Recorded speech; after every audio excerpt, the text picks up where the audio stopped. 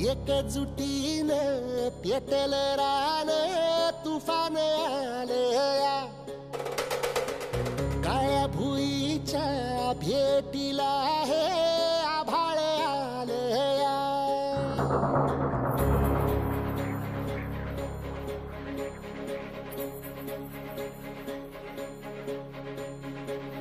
एकजुटीने पेटल रान तुफान आलया काळ्या भुईच्या भेटीला हे आभाळ आलया ढेगाळ माय मातीच्या ह्या डोळ्यात जागली या आस